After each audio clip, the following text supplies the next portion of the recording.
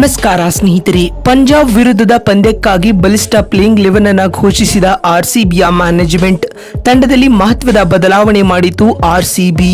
ಹಾಗಾದರೆ ಸುದ್ದಿಯ ಸಂಪೂರ್ಣ ಮಾಹಿತಿ ಏನು? ಅಷ್ಟಕ್ಕೂ ಪಂಜಾಬ್ ವಿರುದ್ಧದ ಪಂದ್ಯಕ್ಕಾಗಿ ಆರ್ಸಿಬಿ ತಂಡದ ಬಲಿಷ್ಠ ಪ್ಲೇಯಿಂಗ್ 11 ಯಾವ ರೀತಿಯಾಗಿರಲಿದೆ ಗೊತ್ತಾ? ಹೀಗೆ ಇದರೆಲ್ಲದರ ಬಗ್ಗೆ ಇವತ್ತಿನ ಈ ಒಂದು ವಿಡಿಯೋದಲ್ಲಿ ತಿಳಿಸ್ಕೊಡ್ತಾ ಹೋಗ್ತೀನಿ. ಹೀಗಾಗಿ ದಯವಿಟ್ಟು ಈ ವಿಡಿಯೋವನ್ನ ಕೊನೆವರೆಗೂ ನೋಡಿ ಸ್ನೇಹಿತರೆ. ಆದರೆ ಅದಕ್ಕಿಂತಲೂ ಮುನ್ನ ನೀವು ಕೂಡ ಆರ್ಸಿಬಿ ತಂಡದ ಅಪ್ಪಟ ಅಭಿಮಾನಿಗಳಾಗಿ ಈ ವಿಡಿಯೋವನ್ನ ನೋಡುತ್ತಿದ್ದರೆ ತಪ್ಪದೆ ಈ ಕೂಡಲೇ ಈ ವಿಡಿಯೋಗೊಂದು ಲೈಕ್ ಮಾಡಿ. ಹೌದು ಸ್ನೇಹಿತರೆ, ಟಾಟಾ IPL 2024ರ 58ನೇ ಪಂದ್ಯದಲ್ಲಿ ರಾಯಲ್ ಚಾಲೆಂಜರ್ಸ್ ಬೆಂಗಳೂರು ತಂಡವು ಪಂಜಾಬ್ ಕಿಂಗ್ಸ್ ತಂಡವನ್ನ ಎದುರಿಸಲಿದೆ ಸ್ನೇಹಿತರೆ. ಅಂದಾಗೆ ಆರ್ಸಿಬಿ ಹಾಗೂ ಪಂಜಾಬ್ ಕಿಂಗ್ಸ್ ನಡುವಿನ ಈ ಪಂದ್ಯವು ಇದೇ ಮೇ 9ರಂದು ಅಂದ್ರೆ ಬರುವ ಗುರುವಾರ ನಡೆಯಲಿದೆ ಸ್ನೇಹಿತರೆ. ಆರ್ಸಿಬಿ ಹಾಗೂ ಪಂಜಾಬ್ ನಡುವಿನ ಈ ಪಂದ್ಯವು ಹಿಮಾಚಲ ಪ್ರದೇಶದ ಧರ್ಮಶಾಲಾ ಅಂತಾರಾಷ್ಟ್ರೀಯ ಮೈದಾನದಲ್ಲಿ ನಡೆಯಲಿದೆ. ಅಂದಹಾಗೆ ಬೆಂಗಳೂರು ಹಾಗೂ ಪಂಜಾಬ್ ನಡುವಿನ ಈ ಪಂದ್ಯವು ಸಂಜೆ 7:30ಕ್ಕೆ ಆರಂಭಗೊಳ್ಳಲಿದೆ ಸ್ನೇಹಿತರೆ.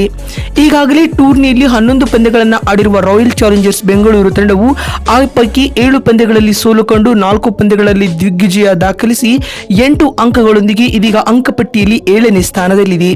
ಇಲ್ಲಿಂದ ಆರ್ಸಿಬಿ ತಂಡವು ಪ್ಲೇ ಆಫ್ಗೆ ಹೋಗಬೇಕಾದರೆ ಮುಂಬರುವ ಎಲ್ಲಾ ಪಂದ್ಯಗಳನ್ನ ಗೆಲ್ಲಲೇಬೇಕಾದ ಒತ್ತಡಕ್ಕೆ ಸಿಲುಕಿಕೊಂಡಿದೆ ಸ್ನೇಹಿತರೆ. ಇದಕ್ಕಾಗಿ ಇದೀಗ ಬಲಿಷ್ಠ ಪಂಜಾಬ್ ಪಡೆಯನ್ನ ಹೊಡೆದುರುಳಿಸಲು ಆರ್ಸಿಬಿಯ ಮ್ಯಾನೇಜ್ಮೆಂಟ್ ತನ್ನ ಬಲಿಷ್ಠ ಪ್ಲೇಯಿಂಗ್ 11 ಅನ್ನ ಘೋಷಿಸಿದೆ ಸ್ನೇಹಿತರೆ. ಅತ್ತ ಪಂಜಾಬ್ ಕಿಂಗ್ಸ್ ತಂಡವು ಕೂಡ ಕಳೆದ ಚೆನ್ನೈ ವಿರುದ್ಧದ ಪಂದ್ಯದಲ್ಲಿ ಇದೇ ಧರ್ಮಶಾಲಾ ಅಂಗಣದಲ್ಲಿ ಹೀನಾಯ ಸೋಲು ದಾಖಲಿಸಿ ಬರುತ್ತಿದೆ. ಇನ್ನು ಇತ್ತ ರಾಯಲ್ ಚಾಲೆಂಜರ್ಸ್ ಬೆಂಗಳೂರು ತಂಡವು ಗುಜರಾತ್ ವಿರುದ್ಧ ಗೆಲುವು ದಾಖಲಿಸುವ ಮೂಲಕ ಹ್ಯಾಟ್ರಿಕ್ ಗೆಲುವಿನೊಂದಿಗೆ ಆಗಮಿಸುತ್ತಿದೆ ಸ್ನೇಹಿತರೆ.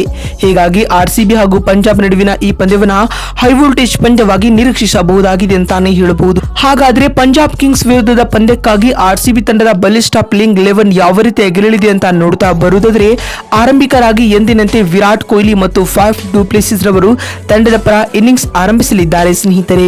ಮತ್ತು 3ನೇ ಕ್ರಮಾಂಕದಲ್ಲಿ ವಿಲ್ ಜಾಕ್ಸ್ ರವರು ಆರ್ಸಿಬಿ ತಂಡದ ಪ್ಲೇಯಿಂಗ್ 11 ನ ಭಾಗವಾಗಲಿದ್ದಾರೆ ಸ್ನೇಹಿತರೆ.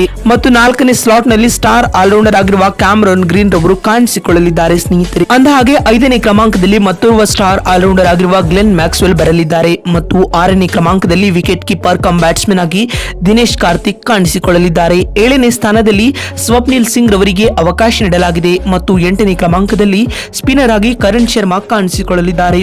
ಹಾಗೂ 9ನೇ ಕ್ರಮಾಂಕದಲ್ಲಿ ವೇಗದ ಬೌಲಿಂಗ್ ವಿಭಾಗದಲ್ಲಿ ಆಕಾಶ್ ದೀಪ್ ರವರಿಗೆ ಅವಕಾಶ ನೀಡಲಾಗಿದೆ. ಮತ್ತು 10ನೇ ಕ್ರಮಾಂಕದಲ್ಲಿ ಕಳೆದ ಪಂದ್ಯದಲ್ಲಿ ಆಕರ್ಷಕ ಸ್ಪೆಲ್ ಹಾಕಿದ ಮೊಹಮ್ಮದ್ ಸಿರಾಜ್ ಕಾಣಿಸಿಕೊಳ್ಳಲಿದ್ದಾರೆ.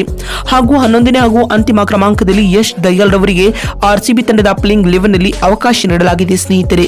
ಮತ್ತು ಇಂಪ್ಯಾಕ್ಟ್ ಪ್ಲೇಯರ್ ಆಗಿ ರಜತ್ ಪಾಟೀದಾರ್ ಕಾಣಿಸಿಕೊಳ್ಳಲಿದ್ದಾರೆ. ಮತ್ತು ಧರ್ಮಶಾಲಾ ಅಂಗಳದಲ್ಲಿ ಟಾಸ್ ಗೆದ್ದ ತಂಡದ ನಾಯಕ ಮೊದಲು ಬೌಲಿಂಗ್ ಮಾಡುವ ಆಯ್ಕೆಯನ್ನ ಆಯ್ದುಕೊಳ್ಳುತ್ತಾರೆ. ಮಂಜಿನ ಹನಿ ಇರುವ ಕಾರಣದಿಂದಾಗಿ ಡ್ಯೂ ಫ್ಯಾಕ್ಟ್ ಇದ್ದೇ ಇರುತ್ತದೆ. ಹೀಗಾಗಿ ಚೇಸಿಂಗ್ ತಂಡಕ್ಕೆ ಇದು ಉತ್ತಮವಾಗಲಿದೆ. ಇದೇ ಕಾರಣದಿಂದಾಗಿ ಟಾಸ್ ಗೆದ್ದವರು ಇಲ್ಲಿ ಮೊದಲು ಬೌಲಿಂಗ್ ಮಾಡುತ್ತಾರೆ.